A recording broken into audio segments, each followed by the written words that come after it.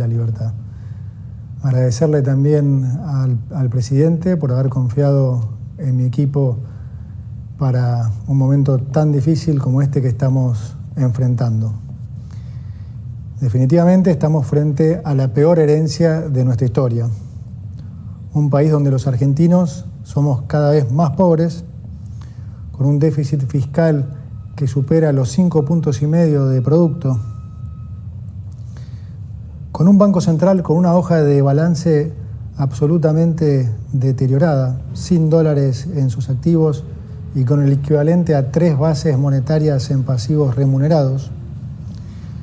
Una emisión monetaria en estos 4 años de más de 20 puntos de producto, que ha hecho que actualmente la inflación navegue al 300% anual y que castiga a los argentinos todos los días.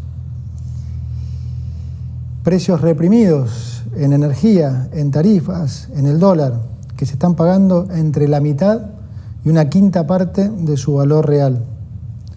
Deudas de más de 400.000 millones de dólares entre pasivos del Banco Central, deudas del Tesoro, deudas con importadores, utilidades retenidas y deuda con organismos multilaterales de crédito. Si seguimos como estamos, vamos inevitablemente camino a una hiperinflación.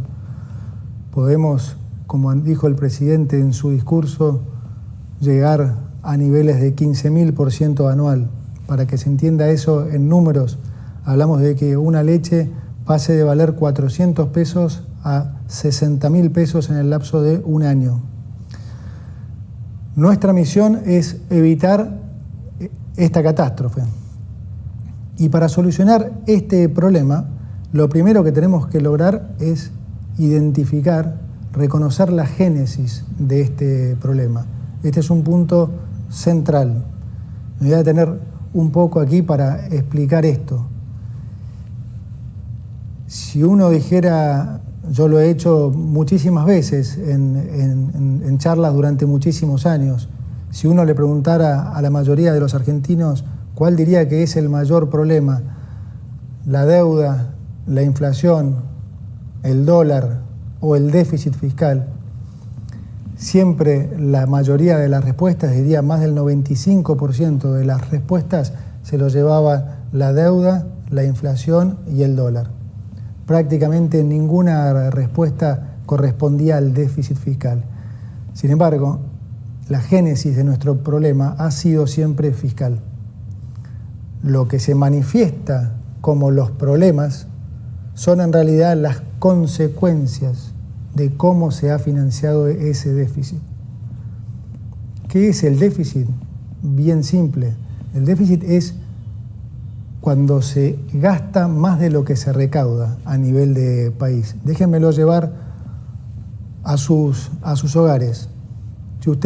Si un hogar gasta 120.000 pesos y gana 100.000 pesos, bueno, evidentemente a alguien le tuvo que haber pedido prestado 20.000 pesos, ¿sí? Cuando lo que ustedes llaman estar en rojo a nivel de Estado se denomina déficit fiscal. Ahora, funciona prácticamente igual que en sus casas. Digamos, ustedes le pueden pedir prestado plata a un banco, a un familiar, a un amigo.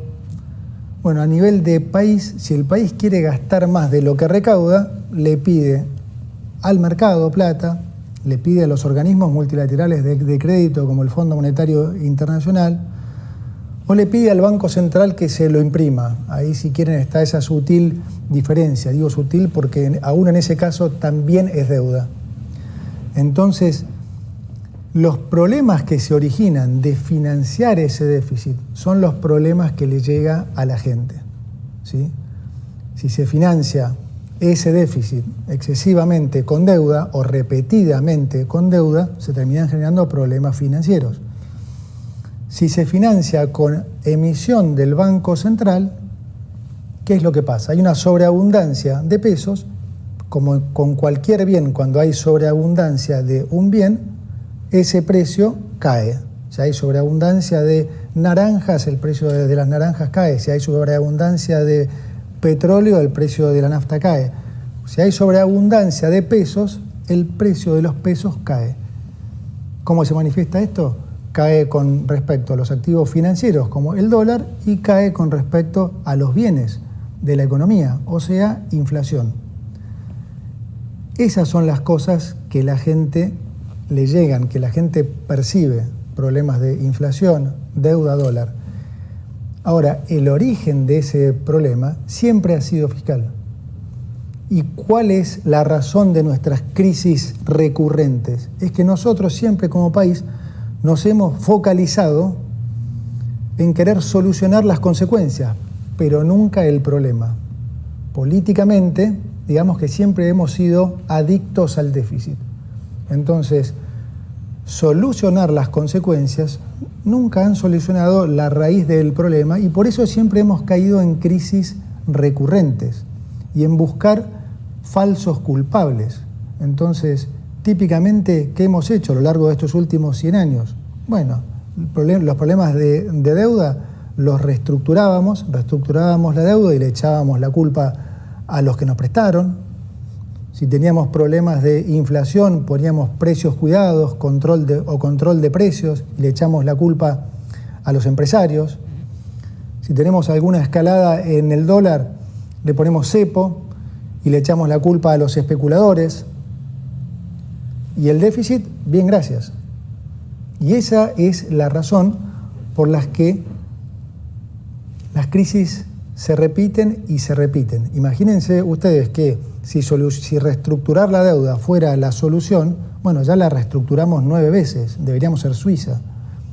Y sin embargo, estamos cada vez peor, porque la respuesta nuestra a estos problemas siempre ha sido atacar las consecuencias, pero nunca el problema.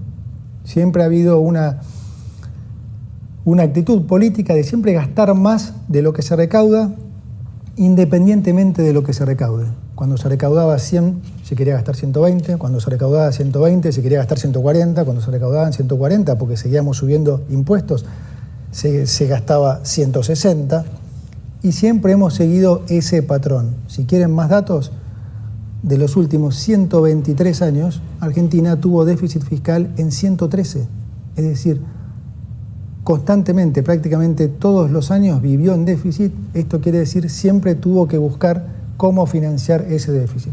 Como ya vimos, ¿cómo se financiaba? ¿Cómo se financia? Con deuda o con emisión.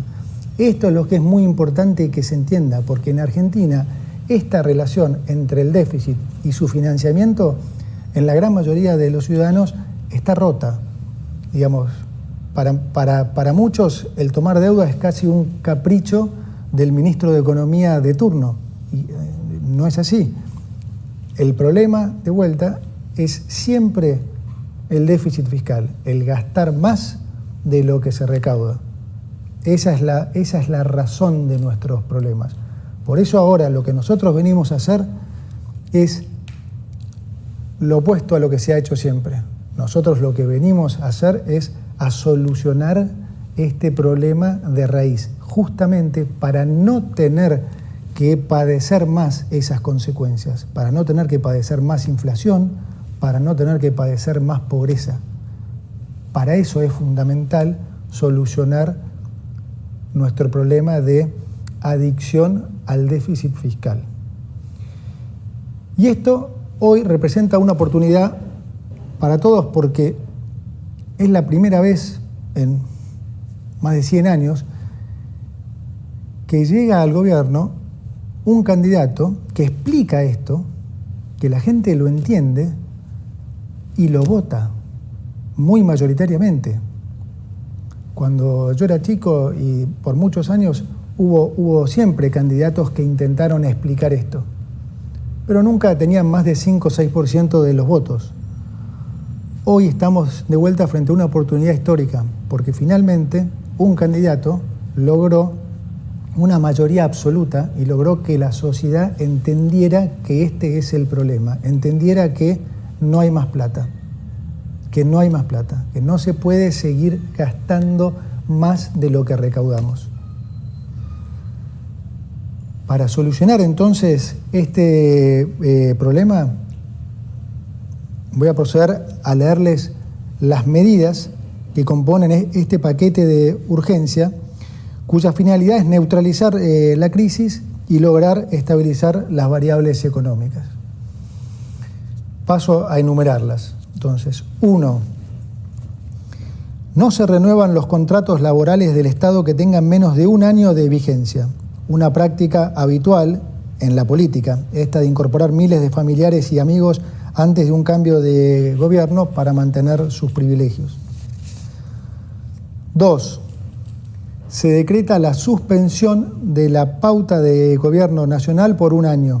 Durante el 2023, entre Presidencia y los ministerios, se gastaron 34.000 millones de pesos en pauta.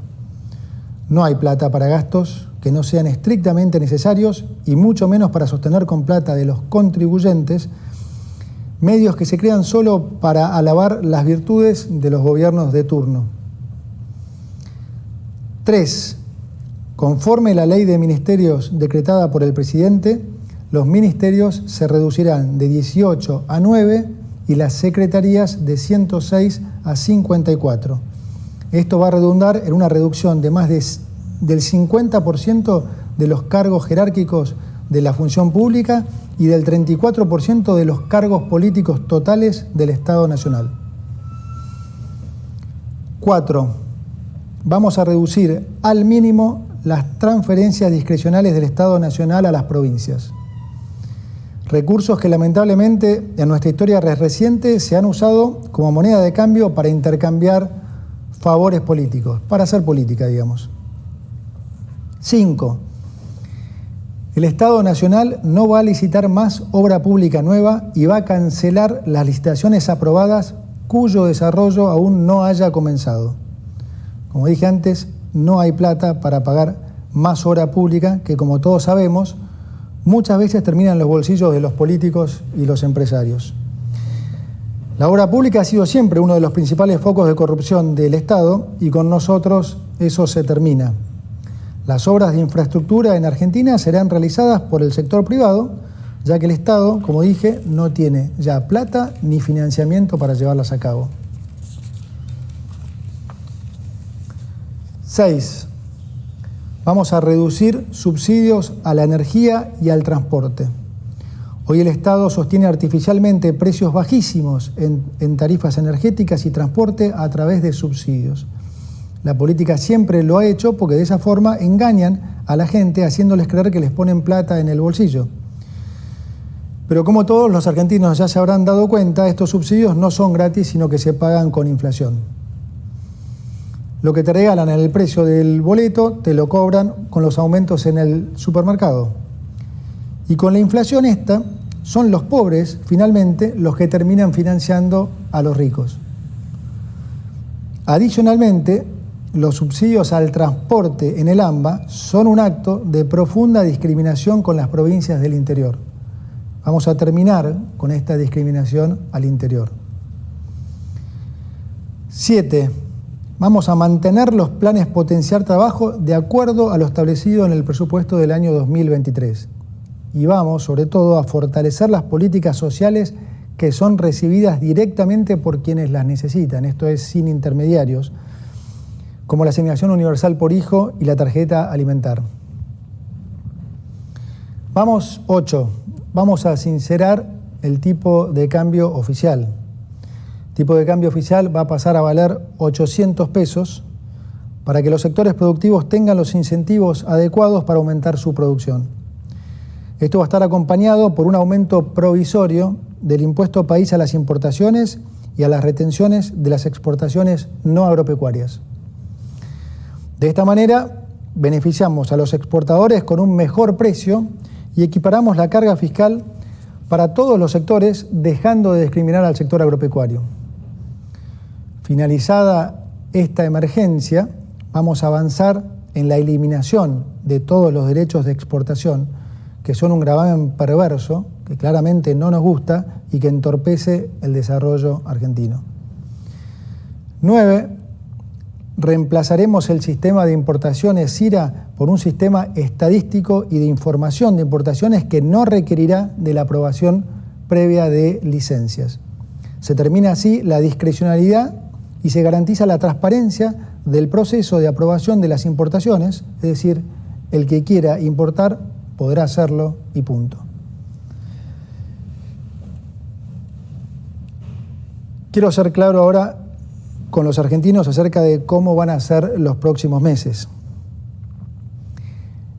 Además de la herencia que les he comunicado, estamos heredando lo que llamamos una inflación reprimida que ya se está destapando y que es consecuencia del rezago de la política monetaria ultra expansiva, como expliqué antes, de estos últimos 4 años y de los controles de precios que a la larga nunca funcionan.